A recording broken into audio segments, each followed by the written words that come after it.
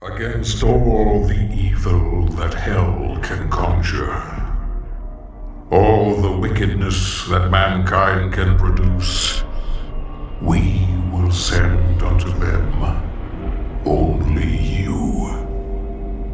Rip and tear until it is done. I'm a gamer. Being a gamer is truly one of the most oppressive things you can possibly be. I mean, so many people think that we're these weird, fat, gross, nerdy gremlins that just dwell in basements and whatever, and just do nothing but just stare at screens all day and playing in fictional worlds. But being gamers, it's kind of challenging. I won't lie. But I'm no ordinary gamer. No. I'm not just some ordinary gamer. I play the most hardcore games. I play the video games that no mortal child can play. No, I play the big boy games. There's only one game that really comes to mind. One game only that big boys like me can really stomach. And it's this game right here. Game of the year, 3 years in a row, Curious George on the Xbox One. The original Xbox, yeah. This game right here, this game is so gritty. It is so tough. I mean, it does not get more tougher than this. It's Curious George. It does not get more tough than this. And you know what? I feel like I'm going to play it here because you know what? It's the toughest game there is. It's for big boys. I'm a big boy. I'm going to play this gosh damn game right now. Let's do it.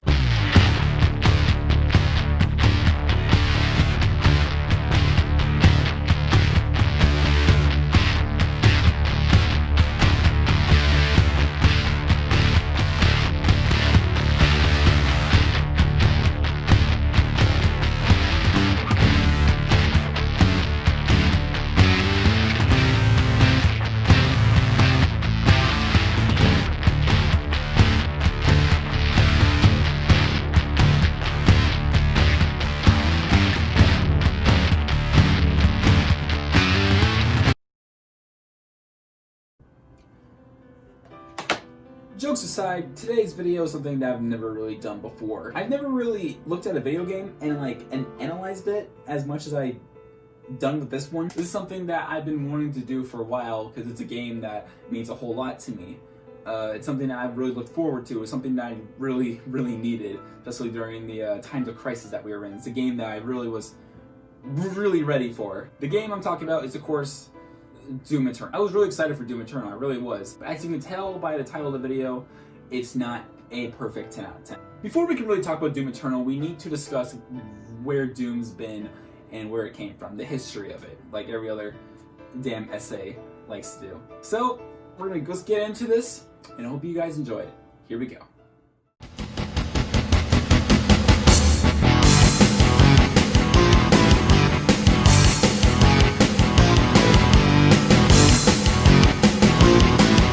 In 1992, the good boys over at id Software were on the fast track to completing the prequel episodes to their hit classic, Wolfenstein 3D, called Spear of Destiny. Wolfenstein 3D was praised by everyone for its revolutionary 3D graphics, gameplay, and sound design. While they continued to work on their success, something was brewing within id Software.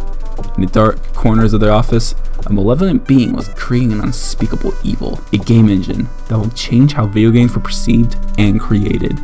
That malevolent being has a name: John Carmack.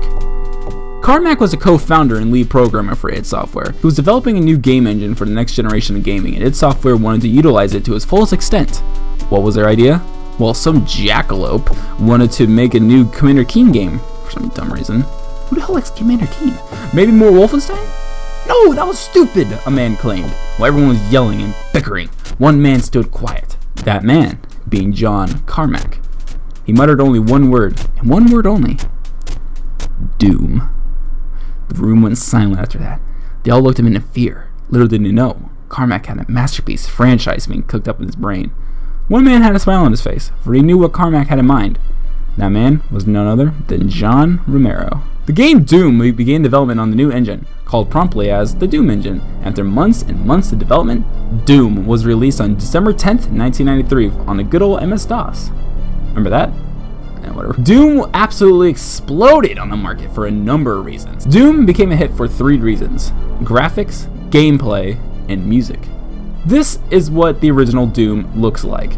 This was extremely revolutionary for MS-DOS and gaming as a whole. And to this day, Doom still looks pretty dang cool and very retro. Gameplay.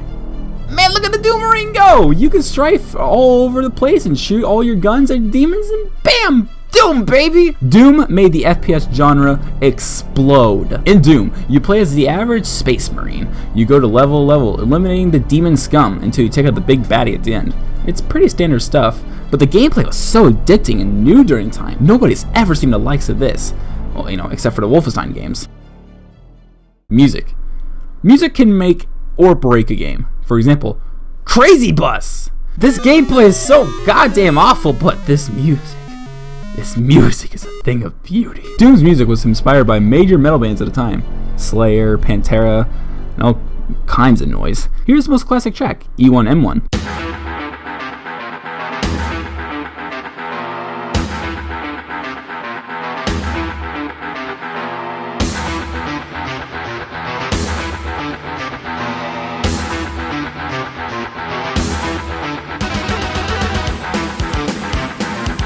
With all these three categories, Doom would go on to spawn a franchise of kick-ass games. Doom 2, Hell on Earth, released 2 years later on the DOS yet again. Final Doom, released on the MS-DOS and even on a PlayStation in 1996. Doom 64 on the Nintendo 64 in 1997. Doom 3 released on the Xbox and PC in 2004. Doom 3 also had an expansion patch called Resurrection of Evil in 2005. Then a HD upscale and a full bundle for it was released on consoles and PC called Doom 3 BFG Edition. But then, silence. Years went by after Doom 3 released the expansion, and people were wondering, what's next? Was it going to be Doom 4? Our good buddy John Carmack announced Doom 4 on August 3rd, 2007, but years went on without anything solid. There was no gameplay, there was no trailers, nothing. Other than several words that claimed that the game was in development, it seemed that the game was stuck in development hell. Years went by and nothing came out of our beloved game. In 2013, John Carmack would leave id Software to work on Oculus VR. All was silent until E3 2014.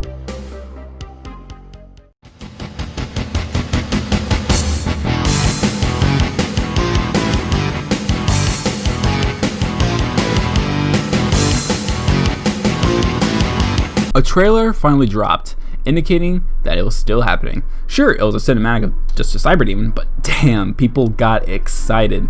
This game was no longer Doom 4, it was now just Doom. That's right, a full-on reboot. The game had a big team behind it and was led by men like Marty Stratton, executive producer at id Software, and Hugo Martin, the director of the game. E3 2015 came, and finally, gameplay and mechanics were introduced to us. Months later, with new trailers and a sick collector's edition revealed, Doom was released on May 13th, 2016 on PC and consoles. The reception for Doom 2016, as it's widely called, was extremely positive, being called one of the best FPS games of all time. It was even a contender for Game of the Year. Too bad it lost to... that.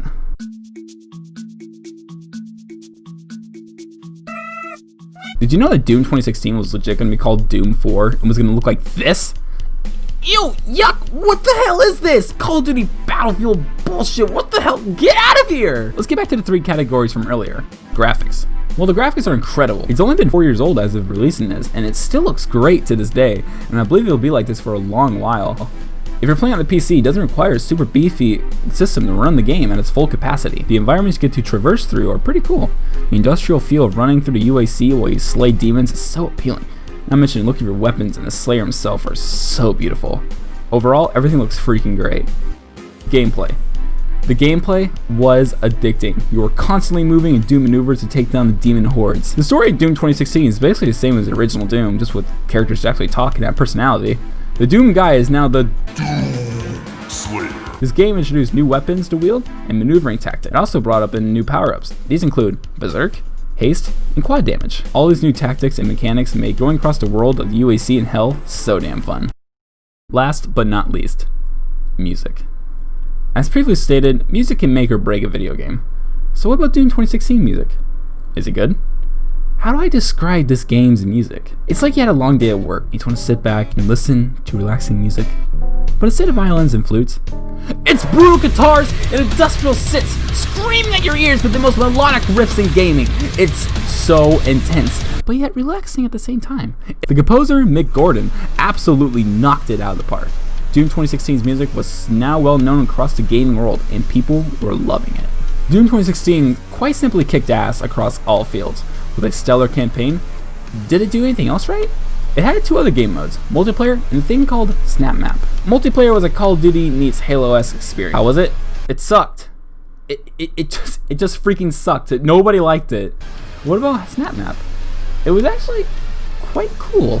Doom 2 was very infamous back in the day for its custom maps. The community would create these things called WODs, which were just custom levels for Doom. They have ranged from epic new stories and worlds to explore in the Doom engine, or just shitpost memes. Woo!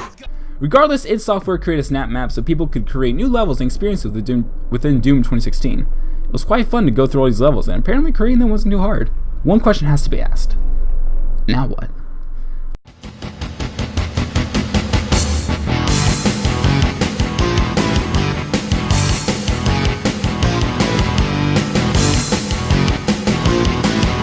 Months went by and everyone had fun with the game. They were ready for more, whether it be single player expansions or a whole new sequel. They were ready for an announcement, but nothing came. The only expansions Doom 2016 ever saw was multiplayer DLC. Yeah, it sucked. I don't remember hearing one positive thing from it.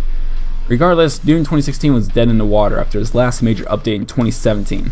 Yes, that's right. 1 year after the release of the game, and it was done. The last update was update 6.66. Haha, real funny, guys. You guys are real clever there. Update 6.66 did some multiplayer revisions, and one major thing, they made all DLC free.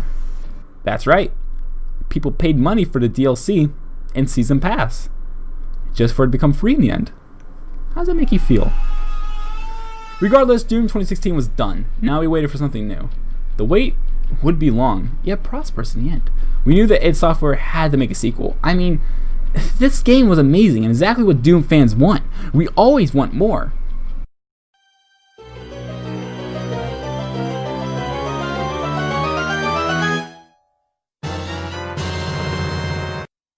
E3 2018 was a wild one, with the introduction of one of the biggest jokes in gaming history. Wait, which one was the biggest joke? A lot of other cool things were announced that year, and overall pretty solid E3. On Sunday, June 10th, it was nighttime. It was Bethesda's time to shine, with all the live streams were pointed to them. They had to knock things out of the park. Did they? Nah, kinda? They announced some things, with the hype of Fallout 76 bigger than ever. Poor bastards. And a new cinematic for Starfield and Elder Scrolls 6. Bethesda put on a pretty good show. One thing that was announced that day, however, one thing that set everyone ablaze, the one thing that people were so damn excited to see.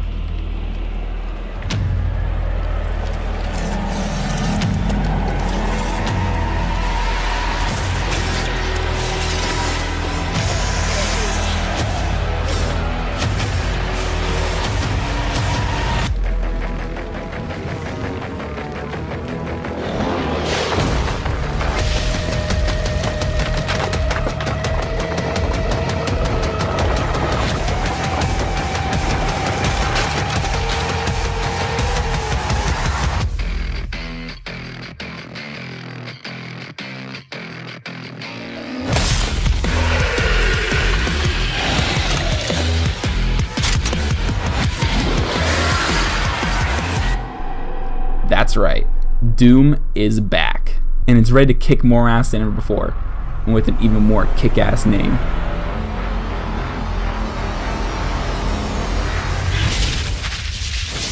Doom Eternal.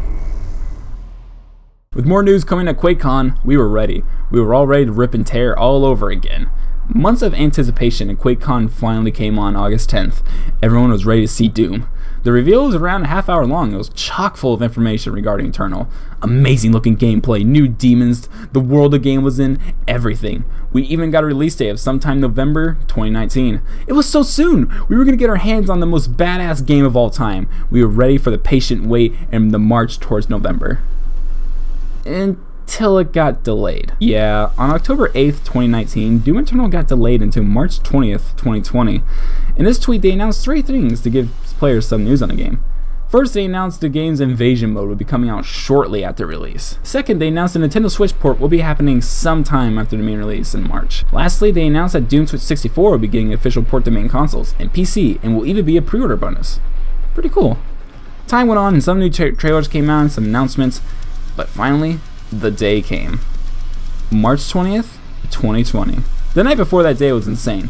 Not only were Doom fans getting ready to rip and tear, another pit of hell was getting ready to raise fury upon this mortal wasteland. A game was releasing on the same day as Doom Eternal. 2 big titans were about to fight for sales at major retailers. A piece of media that consumes the souls of every player who buys it and will make them push hours upon hours into it. A game that once you start, you can never stop. That game being Animal Crossing. Okay, jokes aside, these two were ready to butt head. I remember launch night for Doom Eternal.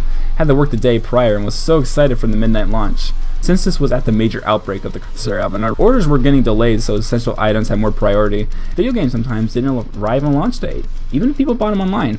I wanted to buy Doom Eternal on PC anyways to have max graphics and FPS, but damn. I feel bad for console players. I left work at 10 p.m., I got Arby's to eat beforehand, and I waited till midnight. I actually streamed me playing this back when I streamed on Twitch. Alright, 10. Okay, sorry, I got strong. 5, 4, 3, 2, 1. Ding, ding, ding, ding, ding, ding, ding, ding. Here we go. Can I play it? Can I click on it? It says 00000. Maybe. Oh, what the freak? I gotta wait another 20 damn. Oh, you are shitting me. Look at this bull hunky. Are you serious?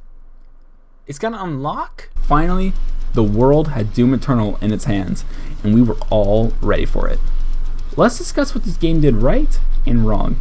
Let's start right at the beginning.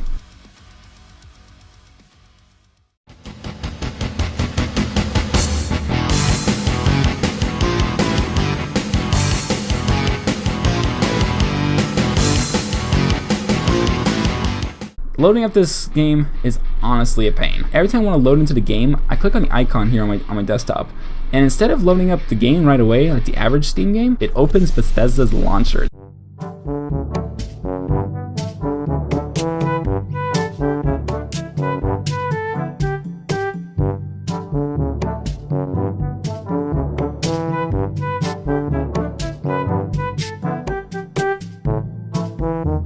So during editing this video, I wanted to play Doom Eternal just for a little bit to gather more thoughts and whatever. My internet was out during the time, and so I tried to open up Doom Eternal on my PC.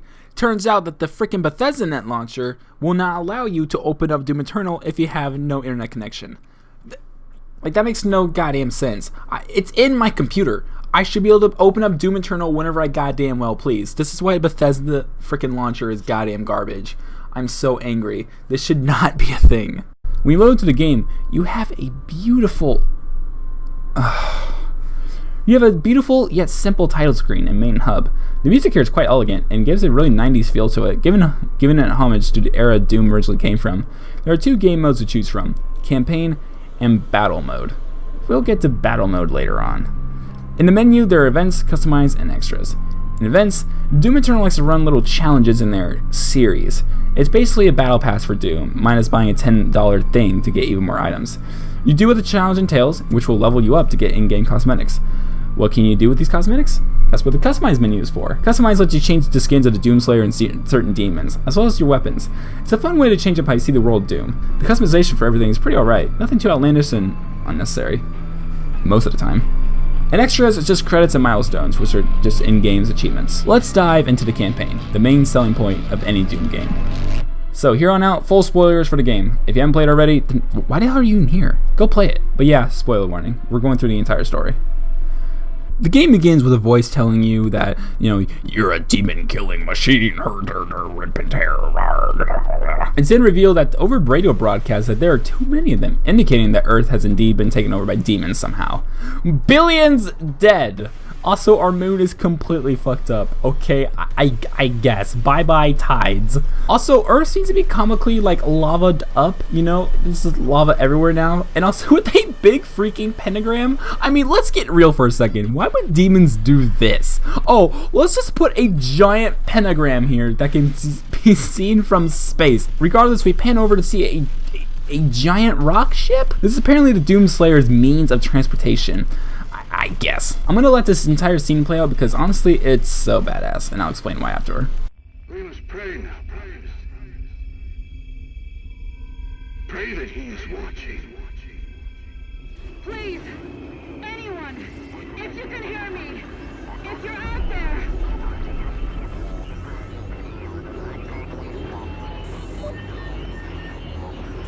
Attempting to acquire the Hell Priest signal. Nearly 60% of our planet has been consumed by the invaders.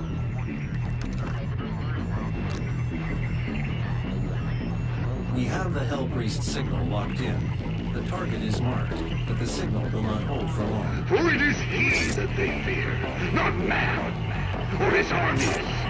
They fear the mark of the beast.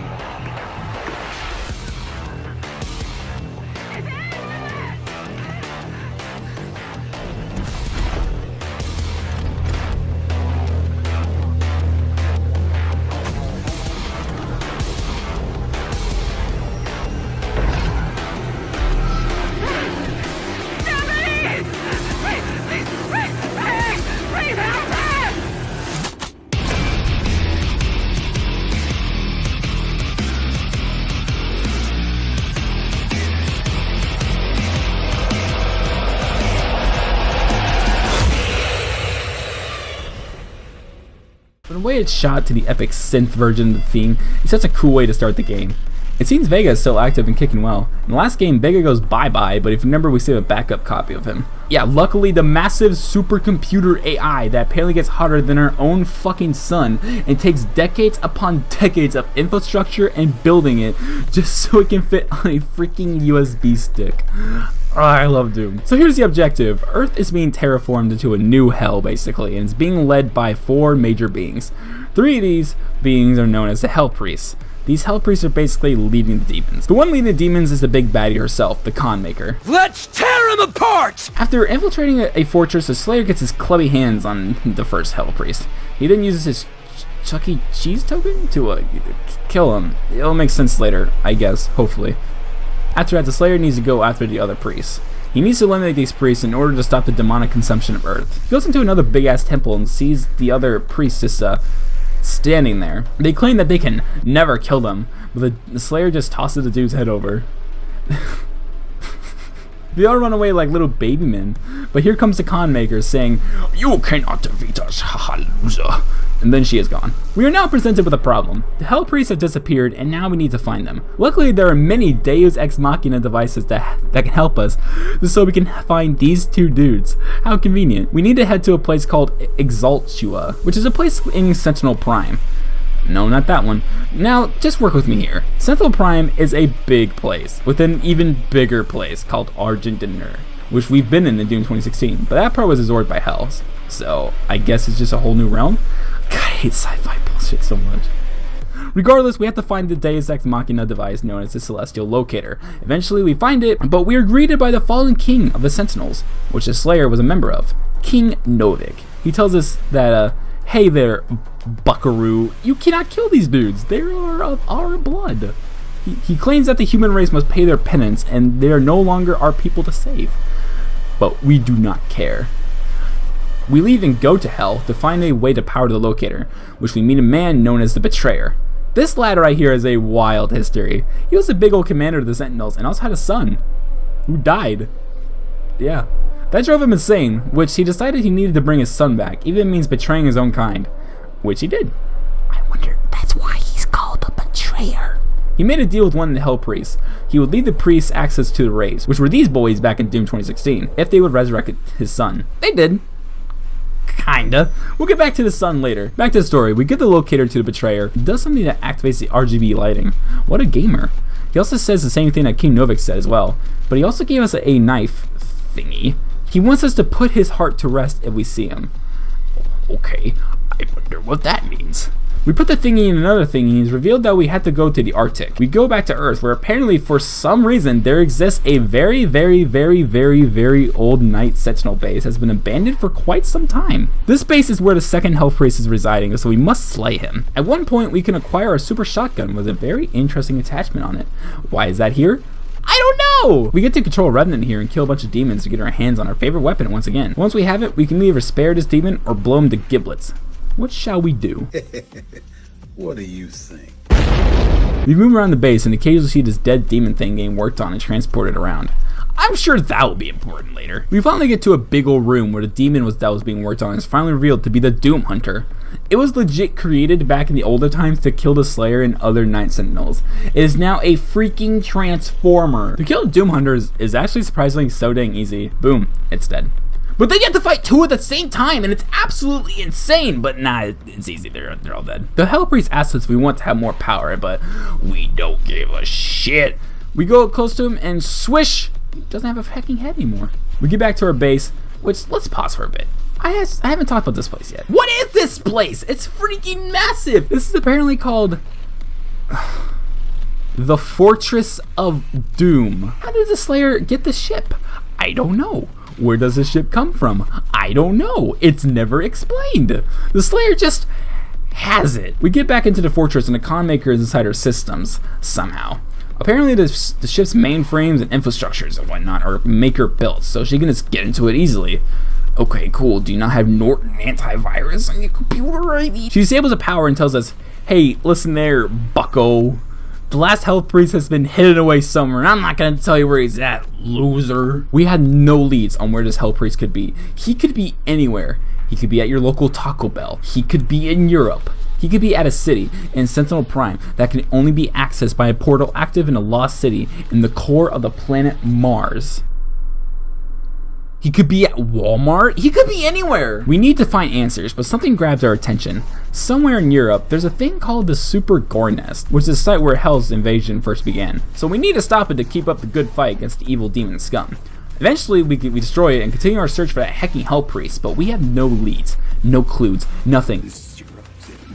Unfortunately, Vega brings up an interesting name and claims he can help us find the last priest.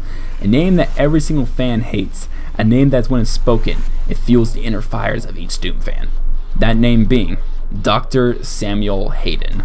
For some reason, Hayden can help us find the last Hell Priest. We have to go to a place called the Ark Complex. So what is Ark? When the demons first came, people were like, yo, WTF do we do? But then Dr. Samuel Hayden, he came in here, right, with the Crucible. You know, that Crucible, the thing he stole from us? He said, we can defeat these hecking demons with Argent Energy, which resides within the Crucible. They then formed ARC, which stands for the Armored Response Coalition thing. Yeah, English is great, isn't it? That is basically a super army force thingy fueled by the Argent to defeat the demon. I know what you're thinking. What the hell is a UAC doing? We don't remember the UAC from the first game. They basically split off into factions, and a large majority of it has become a demon-serving cult. Either you stand with Hell or Samuel Hayden, but most fell under Hell's forces. Back to the story. We find the complex and fire our way through. We get inside to find a tall robot man, only to be greeted by these nerds who are doing something to the Crucible. We grab it because, damn it, we fought for that thing. I hated this boss battle so much. I am owed this. We walk inside to see Dr. Samuel Hayden all beaten up and torn apart. How the heck did this happen? I don't know. He's barely clinging to life, so we must do something. Until... Warning. Demonic presence. Threat level 5 entering main laboratory.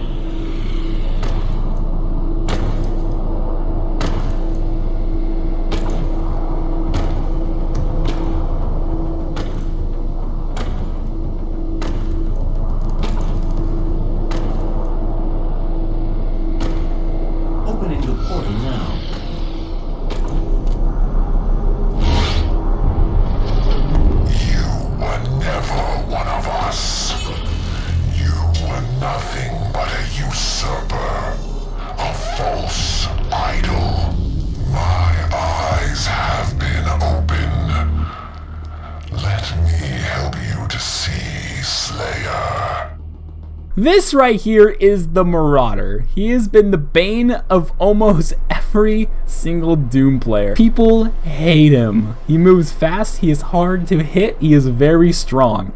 How can anyone beat him?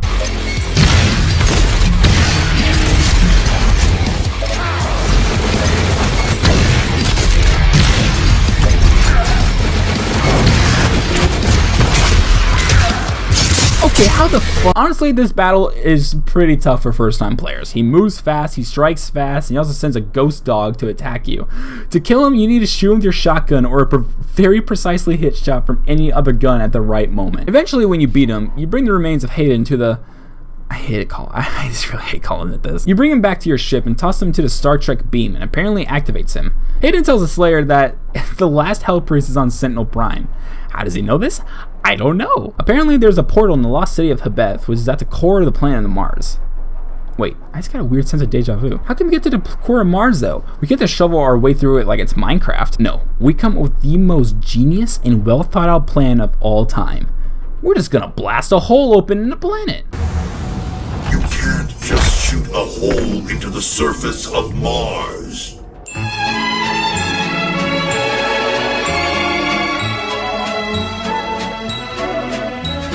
The objective is now clear. We have to get to the BFG 10,000 on the UAC base on Phobos. Now, these UAC people aren't controlled by Hell's forces, but if you listen closely, you can see that whoever's in charge of these people are under their influence. Eventually, we fight our way to the entrance of the BFG, where two guys has led us through, like little baby men. Little baby man. Baby man, little baby man, little baby, baby man, little baby man. We get inside the cockpit and aim at the planet. After some overrides, we freaking blast a hole on Mars, baby. Let's go. We also acquired the BFG once again.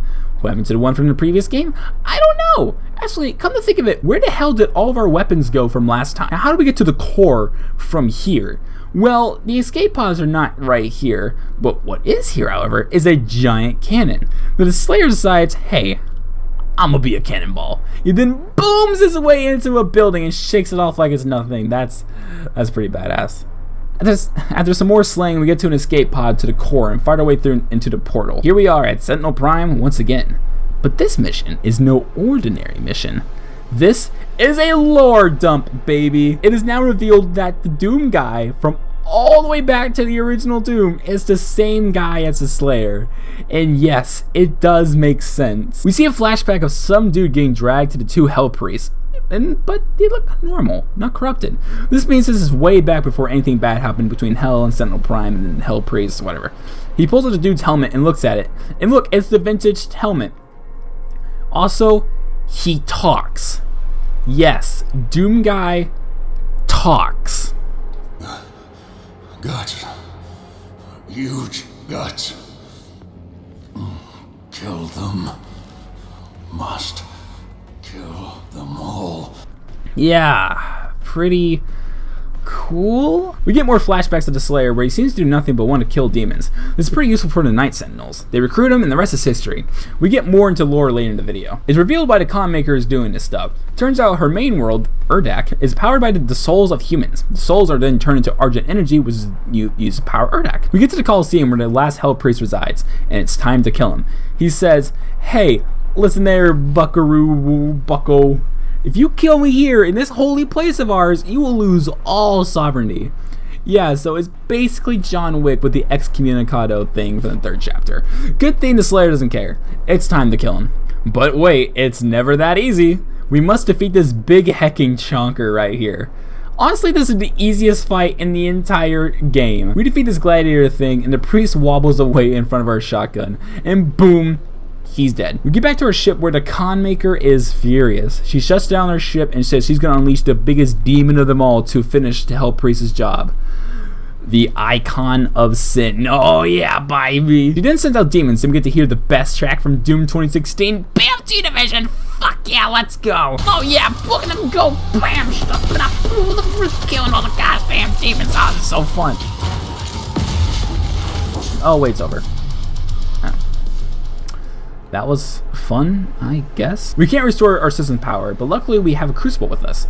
The ship is now powered by Argent energy. Unfortunately, we are met with a roadblock. The Icon of Sin is what they call a Titan. Titans are basically big bad demons that cannot be easily killed. Only one thing can kill a Titan.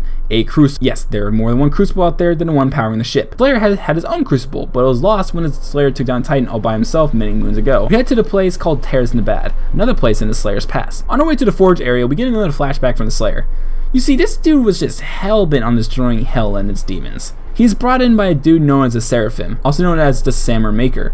This dude lets Doomguy into the machine known as a Divinity Machine, which is what gives Doomguy his intense strength, stamina, willpower, and longer lifespan. Doomguy was just an average mortal man for all this stuff, but now he is much more. After he goes into the Divinity Machine, he goes all Captain America and transforms Doomguy into the Doom Slayer. We go to where the Titan's corpse still lays, and we find the Slayer's crucible in it. We pull it, but oops! We just have the handle. We make it to the Forge, where we put the handle in a pool of fruit punch Kool-Aid, and bam! Now we have a lightsaber. What do we have here? Oh, look at that, a cease and desist from Disney. Yeah, that's probably about right. I mean laser sword! We then return to the ship and have to get to the Maker homeworld to put an end to the Con Maker, so she won't awaken the Icon of Sin. To get to Urdak, we need to go through Necroville, an essential place for Urdak located at the heart of Hell. We take Vega with us so you can open a portal there, while Samuel controls the ship. I'm sure nothing bad will happen with that. So here's how Necroville works. Well, see, when you die, you can either go to heaven or hell, and if you go to hell, you are tortured forever. Sounds like what the Bible tells you, right? Well, eventually, if you can't take it anymore, your soul just gives up itself and is then transported to an area that then gets transformed into Argent energy. Your body is now left over and is transformed into a demon. So you would go to hell, you'd get tortured, your soul would then get used to power a freaking random street lamp in Urdak, and your body is used to become a mancubus or whatever. Go to church, kids, praise Jesus. Once we destroy a certain area, we are blasted into Urdak. We get into a room where the Con Maker and her subjects are performing ritual to awaken the Icon of Sin. Let's rewind a bit. Remember the betrayer? Remember we said we had to put his heart at rest when you can? Well, it turns out his son was transformed into the Icon of Sin, with his soul being inside that heart of his. We stabbed the heart with this thing, the betrayer, and then it freaking exploded. We did it! The Icon of Sin is no more. Wait, I was wrong. It still woke up anyways. It is now on Earth. Turns out the Con Maker was doing a ritual not to just awaken it, but also have control over it. So now the Icon of Sin is walking on Earth on its own accord and no one can control it. Oops! We have to get back to Earth as soon as possible, but now demons are here. They aren't supposed to be here, but when the Icon broke out, it broke some kind of alliance between Urdak and Hell. There's a whole bunch of lore shit, so now demons can roam free here. We go around Urdak to activate a super portal, which we have to leave Vega behind to leave a portal open. Vega says something that seems very important, but we'll discuss that later. Before we can get to the portal, the Con Maker stops us and wants to kill us. Turns out she forgot you were the Slayer and nothing can kill you except you, because that's how badass you are. We defeat the Con Maker, in which she says killing her will disrupt all of creation.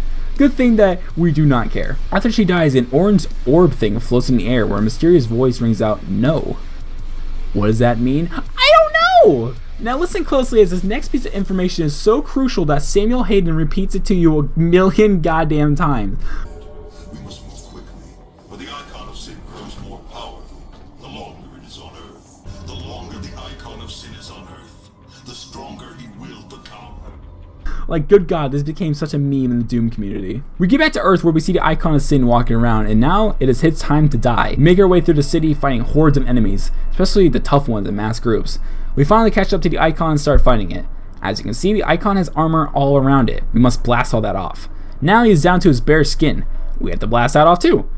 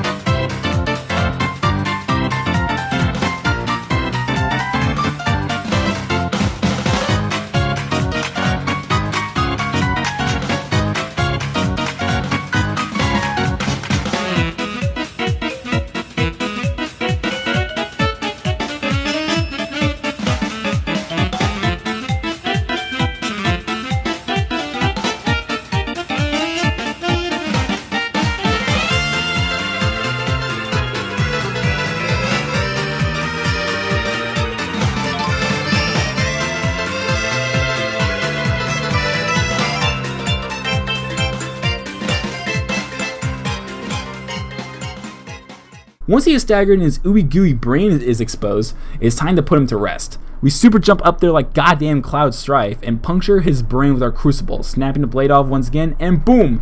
The icon of sin is now dead. We beat hell once again. As we walk away and portal back to our ship, we hear the king talk to us once again.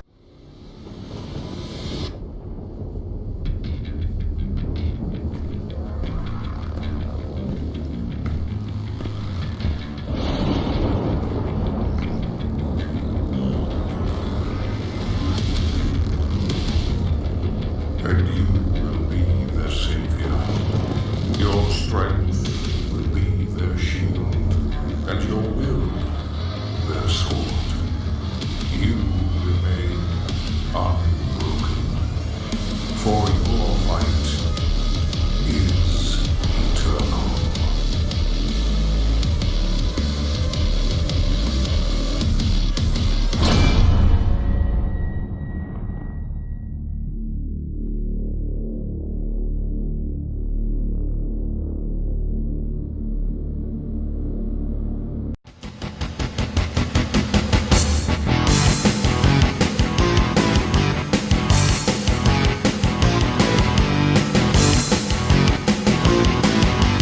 That was the entire story, minus some codex lore and whatnot. But what do I think about it? I think it is pretty overall a cool ass story. I do have some complaints though, but I'll be saving those for a separate category here on soon. The way the developer decided to expand the universe of these games and even link the main characters is so damn impressive. Huge props to them for doing all this and making it work. I thought the characters you interacted with were pretty fun, and the villains' intentions weren't just haha I'm so evil. They felt fluid and understanding. They're still bad dudes, but you get why they did it. In the end, Doom Eternal absolutely stands out in the FPS genre. But for now, let's go back to those three categories from the beginning and see where Doom Eternal stands. Graphics. This game is absolutely breathtaking. The environments and places you get to go to are so damn beautiful and awesome. I remember at the first level, you jumped out of the big ass tower and this giant Titan demon thing just walks away, and the absolute sizes, lad, is insane. You get to go across these big old maps and just take in everything. I'm surprised that this game is just under 50 gigs. 50 damn gigs! It looks better than Modern Warfare, the game that has a size of... yeah! Even at low settings, it still looks pretty good. So low-end PCs and really good laptops can run this thing at a 60 FPS with no problem. Each mission has its own distinct feel. Nothing feels the same, and that's awesome. If I had to choose a favorite level solely on looks, it would probably be the Urdak mission, or both the Necroville missions. Oh yeah, Necroville. This is what Hell should look like. I thought Hell in Doom 2016 was pretty solid, but this is evil. Overall, the graphical capabilities here are insane, and I cannot wait to see how it's going to improve from here. Gameplay. I honestly thought they couldn't top the gameplay from Doom 2016, and guess what? They didn't. Kinda. It's pretty much just the same for me, which is a great thing, by the way. I absolutely love the Doom 2016 and how you can maneuver around. There's just something off about moving around in Doom Eternal, though. I can't really explain it. There's nothing bad about it. Everything I say about how I like the game is strictly my opinion. If you think Doom 2016 is poopy ass farts and Doom Eternal is God's gift to humanity, that's cool. You be you beautiful, sexy person you. There are new ways to move around. The double jump returns, and you have it at the beginning of the game. There's this new dash feature that lets you move around really quick in any direction. You can also climb up walls in certain areas and swing across monkey bars. It feels pretty alright, but when you're in the heat of combat, man, it's wild. The gunplay is pretty much equal, I guess? I absolutely adore both of these games and their guns. Grenades are replaced with the usual frag and an ice bomb from your launcher. The frag does what a frag should do, and the ice bomb freezes the enemies for a short amount of time. There's also something called the Flame Belch, which blasts a short flamethrower at enemies, and they drop armor shards to increase your armor. Ammo will run out, and the easiest way to refill your guns is to use your chainsaw. There are 3 meters to your chainsaw, with 1 meter being used to kill smaller fodder demons, and the full meter being used to take down bigger, badder demons. Our Crucible has 3 charges as well, but it insta-kills basically any demon comes across. Well, almost. What about our melee? Well, for some reason, it won't do any damage. More on that later, but instead we get this ability called Blood Punch, which charges over time by getting glory kills. When we use the Blood Punch, it doesn't insta-kill the bigger demons, but mostly all the fodder demons get killed instantly. Doom 2016 was so simple and graceful as you just jumped around and strafed around to attack enemies and hid behind walls and whatever. Here you have to double jump constantly, dash over the place while being bombarded with hordes of enemies. You have to swing across monkey bars, get more speed. You have to keep track of all your ammo and check to make sure you won't run out soon. And you always have to find the nearest fodder demon to chainsaw him to death. It's just, there's so much going on now. I just miss how simple it was. This game is plentiful when it comes to collect. You can collect these Funko Pop-esque figures of these demons. They're actually pretty adorable and makes me actually wish they would legit sell these for figures. You can also get cheat codes, which basically makes you an immovable forge when you have them all on. There's also these batteries, crystals, mod bots, tokens, runes to collect. All these are used to upgrade your arsenal skills. You can also collect freaking vinyl records, apparently.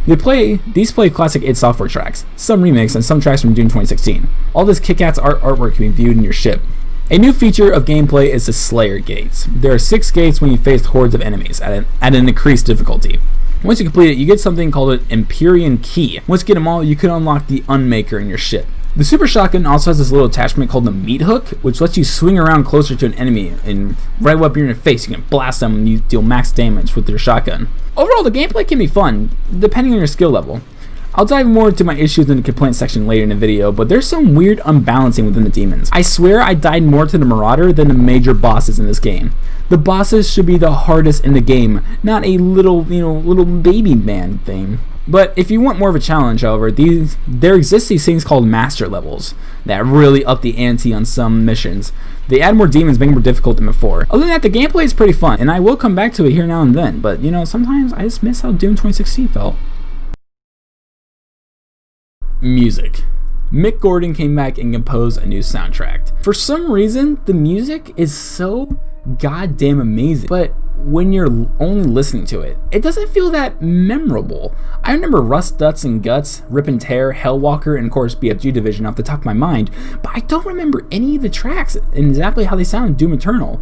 Well, except for Meat Hook, but you hear that one a lot. Once you're actually listening to it, it isn't the worst, not at all. I wish I could listen to the soundtrack more when I'm away from my PC. Doom's 2016's banging ass soundtrack is on Spotify, and a few tracks are on my Hard Rock / Metal playlist. Doom Eternal's soundtrack is not on any streaming services yet, even though Bethesda said they were coming out in the coming weeks. Sure. I just wish I could remember these tracks more, but maybe they just need more time with me.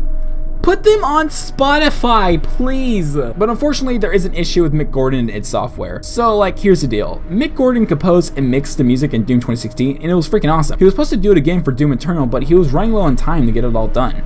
He got a handful of tracks mixed, but id Software asked another guy within the company to start mixing tracks as a backup plan. Time came for the music to be done, and the entire soundtrack was mixed, but both Mick Gordon and the guy, who's named Chad Mossholder, decided to put the two works together to have a complete soundtrack. That's why some parts sound so freaking awesome and the others feel different. It also came out that Mick won't be working on future DLC and potentially any id Software game again. Now it's tragic. Overall, the music's pretty badass, and it's a shame that this controversy had to happen. With all that out of the way, Doom Eternal will stand to be a beacon of greatness for the FPS genre. id Software has confirmed that there will be single-player DLC in the future, indicating that the Slayer's next journey will be coming sooner than we expected. Let's get into the other modes before I claim my complaints.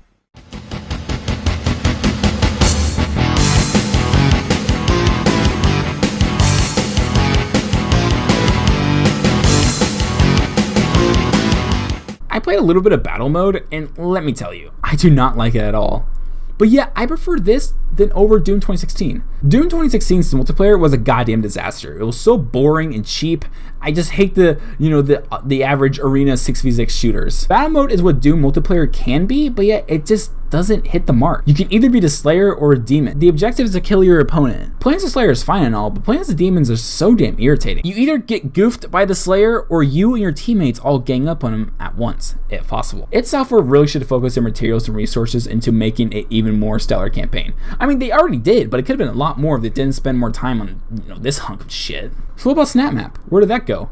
It's nowhere to be found. This absolutely blows. Why get rid of it? It was an awesome game mode that people legit enjoyed, but now it's gone. The developer said that won't be in Eternal for the time being. Why? Apparently it's so that they can just focus on the DLC coming up. I mean, yeah, that's fine. I won't beg on my knees for it. I just miss the community stuff, Snap Map had a lot of creativity hiding within. It was cool to see classic Doom levels brought back to life in modern graphics. Not mentioning the funny minigames and cool ideas for original levels. The community really did come together during Doom 2016's lifetime. One of the big selling points back when this game was being revealed prior to release, they teased a mode called Invasion. This is the mode where random players can spawn in as a demon in a random player's campaign and try to goof them. It didn't come out at launch, and the question is, where is it right now? It isn't released. It's still not out. They claimed it would come out very shortly at the release, but it never did. it's been radio silent from id Software on the mode, and I think a lot of people forgot about it too. What the hell? Where is it? It's been a good couple months since the game come out, and we haven't gotten any major releases. Are you kidding me? I mean, yeah, big rip to anyone who bought the $90 Deluxe Edition DLC that hasn't even been announced yet, other than 2 concept arts. Yeah, I understand that we're in the middle of a pandemic right now, but the fact that they are pushing for more battle mode, a free mode within the game that sucks a bunch of bull dicks, instead of pushing for actual DLC content to improve the game makes me mad. Okay, well, the gloves are off now. It's time for some complaining.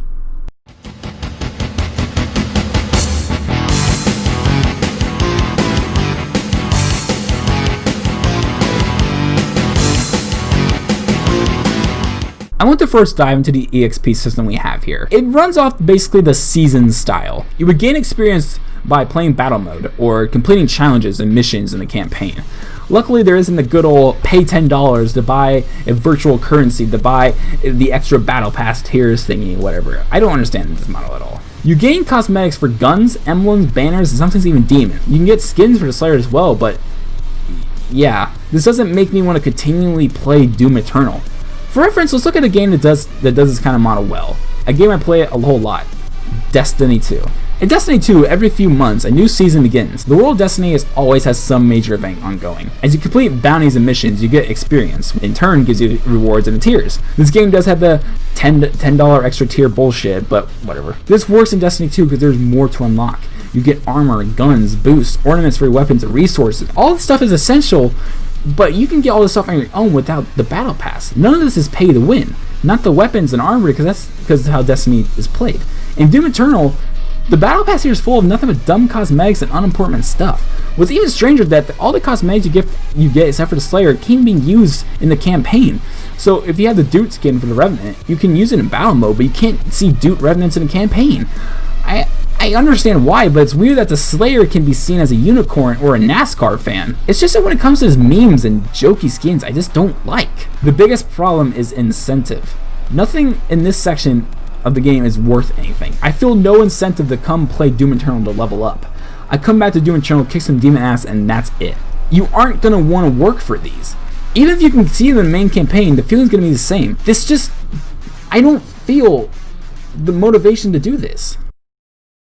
I think the new redesigns for the demons look kind of bad. They aren't horrendous that completely ruins the game for me, but it's just like such a paradigm shift from Doom 2016 to Eternal. The reason they got redesigns was to make the game more on par with the classic Doom games.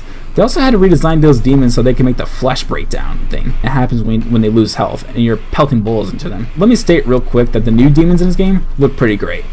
It's mostly because there's no comparison to make, but overall they seem to fit the themes of the world and don't seem out of place.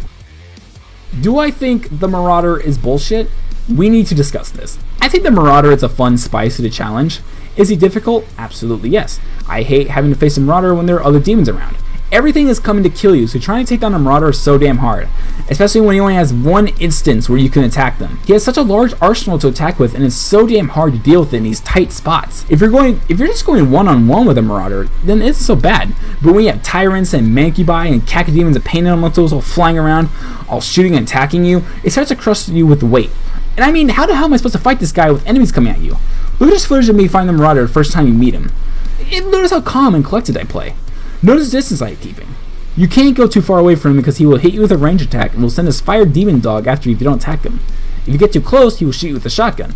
If you don't pay enough attention, you will taste the end of his laser axe. They move incredibly quickly too. These dudes can only be attacked during the green flash instance. If you try to attack them any other time, they immediately pull up this goddamn shield. There's nothing you can do unless you shoot them during the green flash. By the way, you can't chainsaw them or kill them with the BFG or Crucible. Why? One major complaint that everyone made is how quickly you run out of ammo. Even when you are completely maxed out on your abilities and whatnot, it still occurs on the easiest difficulty. It sucks because this kills your movement. The game combats your ammo being depleted by giving you a recharging chainsaw meter, so you'll always have fuel on your chainsaw so you can refill on ammo. This shouldn't be here. Running out of ammo in Doom 2016 barely happened, even on the hardest of difficulty. There was always ammo lying around somewhere, or the ammo's capacity was bigger. Does this make the game bad? No. Does it suck? Yeah. The entire thing blows, but here's the thing. You get 3 meters in your chainsaw instead of 5 in Doom 2016. All the fodder demons can get eliminated by 1 meter. 1 or 2 demons can get eliminated by 2 meters, and the majority needs a full tank. Some of them can't even be chainsawed, which is pretty dumb. Remember, you run out of ammo quickly, so you're gonna have to use a chainsaw a lot. And so having a full chainsaw gauge is a damn luxury. It barely happens. In Doom 2016, the chainsaw was the last resort ability to refill everything. Depending on what demon you use it on was the amount of ammo you got. Small fodder demons give you very little ammo, while big bad demons give you shit tons of ammo. In Doom Eternal, small fodder demons give you basically what you need to survive until you inevitably use a chainsaw again.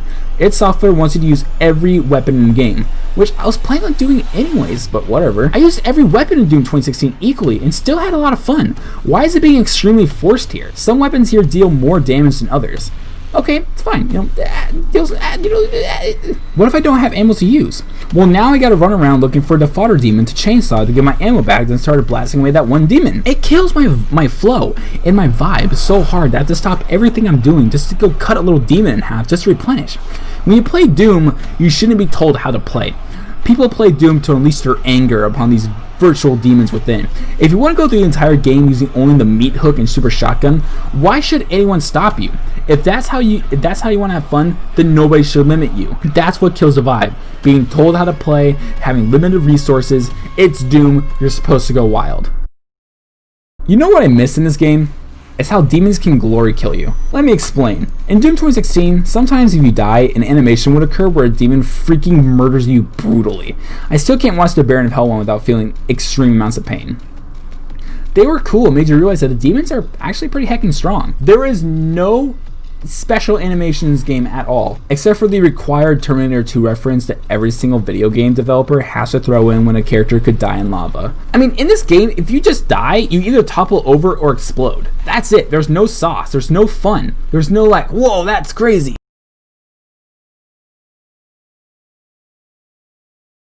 Runes in this game make a return, but I feel like they aren't as important as before. They offer cool abilities, but the challenge of getting them is just gone. Once you find this rune thing floating around, you just pick whatever you want. Some runes available aren't even that useful and just barely enhance gameplay. I used the same 3 runes the entire game once I got them. In Doom 2016, you had to go through these small but sometimes difficult challenges to get a rune. Every rune had a big game improving enhancement, but you could only use 3, just like in Eternal. But choosing which one to use was hard. Remember those power-ups I mentioned earlier? How many times do you get to use the Berserk power-up? 10 times? Maybe 15? Okay, there's no way it's like around 7. Nope. Once. In this 30-hour plus campaign, you get the Berserk power-up only fucking once. Where the hell are they? I saw the quad damage one like 2 goddamn times. Why even bother to put these in a campaign if they're barely gonna show up? When you saw the Berserk power up in Doom 2016, you got so excited because you get to wipe out any nearby demon with one fell swoop. You only get that sensation once. I don't get it. I get that they're trying to make the game more challenging, but why so little though? It felt so natural in 2016 when they just floated around. I don't understand why the heck there's this little amount of power-ups. I just want to rip demons in half. The story in this game is pretty damn good, I won't lie. Not to mention the building of the universe and the world is pretty deep and thought out pretty thoroughly. It's so good that the game decided to put the vast majority of the story in the goddamn codex. This isn't a huge deal, for the codexes are supposed to be optional for those wanting to invest more in the world of Doom. Too bad that in Doom Eternal, they're pretty much required to understand anything and everything that is going on. If you were to play the game without reading one codex entry, you'd be so confused what the hell is going on. What is art? What the hell is Conmaker? What are the Hell Priests? What is anything? I don't want to read the essential stuff of the world. If I wanted to read up what happens, I would just read the fan wikis or watch YouTube videos. What's even more shameful is that the gaps missing between Doom 2016 and Eternal are barely there. How the did we get this giant ship? How did Hayden get this so torn up? How did he know where the last Hell Priest is? We don't know anything. I swear that the only reason Samuel Hayden is in this game is to give us nothing but lore dumps. I hate that so much. This guy effed us over so hard in Doom 2016, and now we're just buddy-buddy with him? One thing that kind of bugged me was this plane here in the Ark Complex mission. This is definitely a nitpick, but the game takes place in, wait, what year? 2151? 2163? Which one is it? Regardless, it is super far in the future. We have space travel and access to different dimensions, yet the norm for commercial flights is the average Boeing? I'm not saying these be like Back to the Future 2 where everything is flying cars or what. It shouldn't look a little bit more futuristic. This is going to be another big nitpick for me, but I don't understand how this world functions. There are these big ass places and buildings that are supposed to be operated by people, yet only certain doors can be opened by shooting green things and punched. Average beings can't do this. I don't know, it's just something I kept thinking about in the gameplay. What is with these potions? It's supposed to give you health, but like, what are they? I thought that we were done with the potions giving you health tropes from the 90s. I get that it's supposed to represent the original health pickups from the classic Doom games, but really? It looks so out of place. This could be considered another nitpick, but it just bothers me and just ruins the immersion. And that is what my biggest issue is. Immersion. Let's start with the dialogue. This game tries so hard to make inside jokes and tries to be so quirky and funny that it just physically pains me. The first major issue that I always had, and I hated, is this UAC spokesperson. You see this goddamn hologram so many times on the missions that are on Earth and the UAC locations on Mars. She just pops up in the most random of locations and it makes no sense. Just so cringy what she says. Behold the fruits of our labor. The cleansing of Earth is a necessary step on the path to a brighter tomorrow. Forget about the future. To suffer is to be present. Earth is the melting pot of the universe. Times evolution just needs a little push. And here at the UAC, we push hard. Like, I'm not even like, oh, I'm gonna show you for being evil. It's just so annoying. It's like, oh my god, go away. Back in the art complex, you find these tablets holding recordings from a scientist, researcher, or whatever, and she gives analysis backgrounds on the Slayer. I hated listening to these because the goddamn delivery of these lines are so bad. The only thing they fear is him. We watched as the Horde overwhelmed the very best and most advanced machinery and weapons technology that we could muster against the opposition. It was useless. They moved too quickly. They cared not for themselves, only sought out the blood of humanity. She tries to be so like, it's so epic and it's so tense and we don't know what the Slayer is, but oh my gosh, this guy's a god. But it's like, it just comes off as so forced and cringy. I just hated that I had to listen to them. And like, yeah, you don't have to, but you want to learn more about the Slayer, but you have to sit here, standing right here, listening to this shitty voice actor, this talk. Another issue I have with immersion are these goddamn tutorials. Remember earlier I was saying that sometimes your just movement and momentum just gets kind of killed. When you get a new ability, you get teleported to this stupid gray room and you have to do a tutorial. Like, you need to do a tutorial for how to chainsaw. You push one button and that's it. Do I really need to do this 3 times before coming back to the game? This is so stupid. Like, just give me the ability, I can figure it out on myself. I'm not that dumb. I'm fine with this little pop-up screen and tell me how to use it. I'm like, sure, yeah, this thing is annoying in itself, but it's fine. But the fact that I have to go all the way to this gray room and do this damn demonstration, just let me play the game. It gets worse when the game stops you right in your tracks in certain areas and explains how to defeat the new enemy you come across. Like, are you serious? Let me figure that shit out. Don't tell me how to beat a Revenant. I can do that on my own. Also, what a shit way to introduce new enemies. Remember in Doom 2016 when you enter this area of the Argent Tower and you have this little cutscene showing the absolute size of this place, and all of a sudden a Mancubus jumps out of nowhere and claps his guns together and does a little battle cry? That was freaking awesome. Here's just, wow. Can't wait to fight the Mancubus. Alright, let's do this. It gets even worse when it comes to boss battles. The game is telling you how to beat it. No game should tell you how to beat the game. You should be able to figure that out on your own. They want to make the game more difficult with resource management, but yet they feel the need to hold our hand while fighting enemies? Are you serious? Does someone want to explain why the melee does no damage at all? I get that you have the blood punch ability, but why the hell do you even have the melee ability if it does jack shit? You go to the goddamn fodder demons and you punch them all they want, but it won't do anything. You can punch these guys for hours and they will not lose one sliver of health. I have no idea why they let you punch demons before you have the blood punch ability if it's not going to do anything at all. Why is this here? I hate the platforming in this game. I thought I was playing a Doom game, a game where all you have to do is focus on getting from objective A to B while eliminating all the demon scum you come across. Puzzles are fine, they are no issue. Puzzles have been in Doom for a long time. I do not want to jump around on floating platforms or have to use all my dashes to go across big gaps. This doesn't belong in a Doom at all. It really doesn't add any spice to the game. It isn't fun. In fact, if they're gonna have platforming, why not use the meat hook for something? It's a goddamn grappling hook. Do something with it. Swimming sucks. I hate having to swim in these poison lakes. Holy hell, I hate the swimming section. Luckily, it's only in the Terrace Nevada mission, but god damn, what a pain. It's just a stupid, dumb way to pad out more time within the game. It feels so weird and clunky. I can't find one person who actually enjoyed this part of the game. It was so unnecessary and so out of place. The Fortress of Doom. Do not get me started with this place. This place has a certain room that makes me view the Slayer as a goddamn loser and a meme. I do not want that. This place is so goddamn riddled with Easter eggs that I wouldn't be surprised if the fucking Easter Bunny doesn't live here. Do not get me wrong, I love me some Easter eggs. They can be downright amazing at times. Doom Eternal's Easter eggs try so hard to give you a little wink in the eye like, get it? Do you get it? It's funny, right? The Slayer has this little man cave-like room where he has a computer, a workstation, a reading corner, and shelves to put stuff on and hang his weapons on.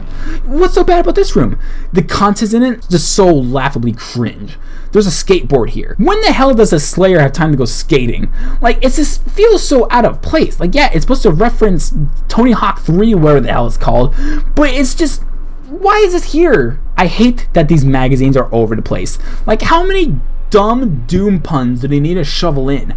It just gets to the point where it's just lame and cheesy and it's not funny. This computer, good lord. This desktop right here is what spiraled me down to this hatred to begin with. Just look at these folders. I hate them. I hate them. Like, is the Slayer just a big damn dork? Is he not quite the demon killing badass we all know and love? I just can't. Just wow. Why did id Software decide to make the Slayer this big of a goddamn loser? It's just so damn nerdy. Why would you sacrifice the entire character's personality for a fucking joke? That's like selling your soul forever just for a 2 liter of Fanta. Like, was it worth it in the end?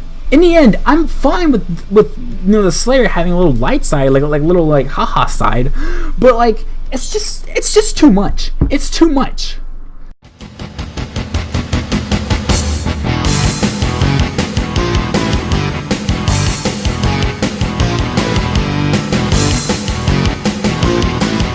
In the end, maybe I shouldn't speak on my opinion on what is cringe and what isn't. I'm the physical manifestation of cringe. Doom has the perfect fun formula for first-person shooters. It stimulates every sense, except for smell. Maybe one day we'll get there? Yeah, I would say touch counts because of the vibrations in the controller, but wait, what about mouse and keyboard? No, well, you get the point. Ever since the first Doom game, hell, even since the first Wolfenstein game, all the way back in the early 90s, people knew that this was going to be a revolution in gaming. And indeed, it was. Doom 2016 had everything going for it. It had an amazing single-player experience, had a shitty multiplayer, and a great way and a great start to a custom level creator with co-op experience. Doom Eternal should have been the perfect game. It should have been taken everything right about 2016 and improved on the weak links to make it the best first-person shooter of all time. But they didn't. With a lot of bumps on how the gameplay was handled, by the libraries of lore to catch up, to the not so shitty but still pretty shitty multiplayer experience, it didn't become the best. How would have I done it? Well, keep the single-player campaign just as it is. Yeah, I know I said a lot of the codex shit, it's annoying, whatever, but there's not much you can really do once you completely redo the story and make the game even more longer. So fine, whatever. Some people like to read, some people find it interesting, whatever. I don't, it's not that big of a deal. I hate to sound like a game journalist, but more resources would be more appreciated. It would make the game a tiny bit more easier and more fun. I'm not going to ask for constant ammo pools in every room and corner, but having more ammo capacity would be nice. I still don't understand how the super shotgun only holds 24 shells in Doom Eternal, while it could hold up to 60 in Doom 2016. If all your guns could hold more ammo, and they would have kept how limited the resources are, I think it would have felt a little bit better. So more ammo capacity would be needed. What about multiplayer? Get rid of battle mode. I think this is such a stupid, boring, and dumb experience. It doesn't make you want to play Doom Eternal. Nobody plays Doom Eternal just for battle mode. It sucks. You're going to play Doom Eternal for the campaign, you're going to 100% it by getting all the collectibles and whatever, and then you're done. This is a serious waste of time from the developers, and the fact that they just want to push this battle mode shit to me just makes me angry. And especially since there's no invasion mode yet, I think it's too late for invasion mode. I really think it do. People are not playing the single player campaign anymore. I mean, seriously, they had this long of time to do it. Like, I don't think invasion mode's ever gonna come out because it's too late for it. It's too late. I think the only way that Doom multiplayer can work is how Doom 2016 almost had it. Snap map. Snap map is the perfect way to play Doom with people in the same room as you or online. Having players play as demons sounds like a good idea on paper, but when it's executed, it's just kind of boring and clunky. The demons can only do so much, but playing as a Slayer is just, just playing as a Slayer. Snap map should have stayed. The level editors and creators should have stayed. That is the true multiplayer and co-op experience right there. All of this video was just my opinion. If you think this is the best damn game on the entire planet and it will never be matched, that's fine. I'm actually happy for you. I really am. I'm glad you enjoyed Doom so much. I love Doom. It's awesome. I love Doom Eternal so much. I think it's a really cool game. Doom 2016 was almost perfect. It was a masterpiece, but it wasn't fully perfect. The gunplay was awesome. The worlds were beautiful. The feeling was nice. It was perfect, basically. But yeah, with a shitty multiplayer and a almost perfect co-op experience, it could have been a lot more in Doom Eternal. Doom Eternal took that perfection and tried to give it a new coat of paint. It looks new, it looks improved, but it just ain't the same.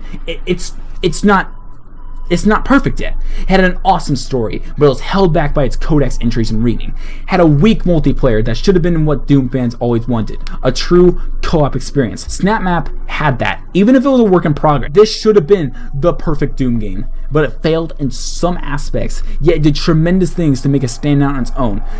Doom is the perfect formula for a first-person shooter that somehow missed the mark. And that's really where my title of this video comes from. Doom is perfect. Doom 2016 was almost perfect, but Doom Eternal is imperfect, but yet it almost is perfect. So in the end, Doom Eternal is imperfect perfection. Thank you for watching.